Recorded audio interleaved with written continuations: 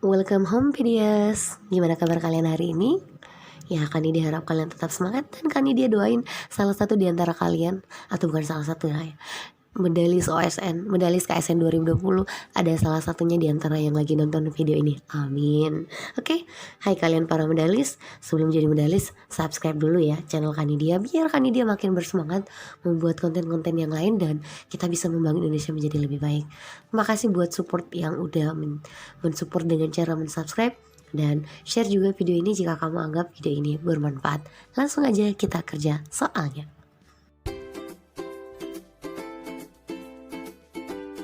Tampakan awal soalnya sudah lumayan horor ya. Apakah jawabannya sehoror itu? Kita buktiin aja langsung ya. Kita baca soalnya terlebih dahulu tapi ya. According to John Maynard Keynes, people needs money or keep holding some amount of cash for several reasons or motives. Those motives of holding cash is explained by Keynes or motives of.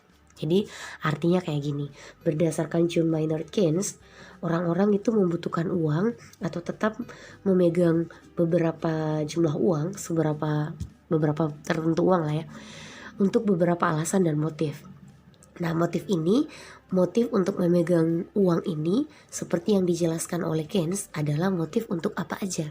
Jadi salah satu ekonom yang sangat besar itu adalah John Maynard Keynes, dan Keynes pernah mengemukakan teori tentang apa? Iya, money demand for money ya.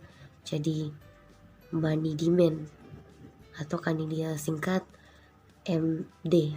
Nah, jadi tapi kalau biasanya orang juga mengatakan istilahnya adalah motif memegang uang atau motif meminta uang. Nah, ini yang lebih sering. Jadi apa sih alasan kita memegang uang atau meminta uang?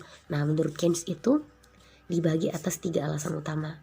Jadi bukan karena iseng ya, karena ada 3 pendekatan yang paling penting. Jadi yang pertama motifnya adalah motif karena ada motif transactions. Jadi itu motif yang pertama. Maksud dari motif transaksi ya, kita butuh uang untuk transaksi sehari-hari kita kan ya. Nah, kata si Keynes ini, permintaan uang kita untuk transaksi itu sangat dipengaruhi oleh pendapatan. Jadi semakin banyak pendapatan, seharusnya permintaan uang kita untuk transaksi banyak atau sedikit?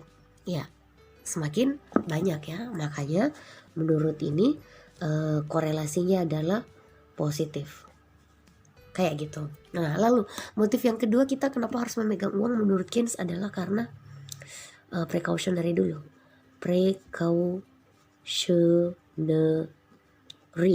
Bahasa Indonesianya adalah berjaga-jaga. Nih gimana? Bisa di sini. Jadi kan kita nggak ada yang tahu nih ya besok bakal terjadi apa, dan pokoknya ada banyak hal-hal yang nggak bisa kita prediksi. Nah, menurut Keynes ada juga orang yang minta uang karena pengen berjaga-jaga, motifnya karena berjaga-jaga.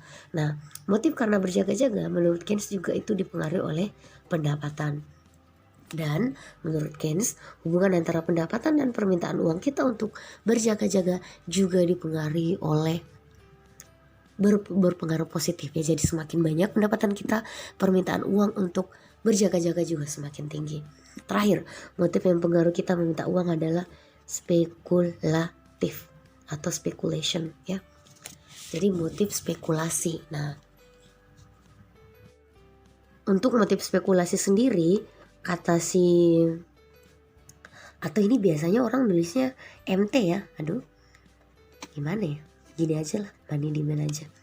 Jadi ini adalah fungsi dari suku bunga. Jadi beda dengan kawannya yang di atas yang mengatakan dipengaruhi oleh pendapatan, ini dipengaruhi oleh suku bunga. Jadi Keynes berkata, kalau misalnya suku bunga lagi naik, orang akan berbondong-bondong membeli instrumen seperti obligasi alias bond. Jadi kita akan meningkatkan pembelian obligasi kita. Nah, karena itu permintaan kita untuk berspekulasi akan berkurang. Maka korelasi antara interest alias suku bunga dengan permintaan uang untuk spekulasi itu berbanding negatif. Jadi ada 3 motif yang terbelakangi. Nah, udah tinggal kita cari aja yang mirip. Iya, jawabannya adalah transactions, precautionary, and speculation di bagian C. Ya, Semoga kalian paham dengan penjelasan Kanidia. Dan terima kasih sudah nonton. Sampai jumpa di video Kanidia yang lain. Assalamualaikum. Tonton video Kanidia yang lain juga ya.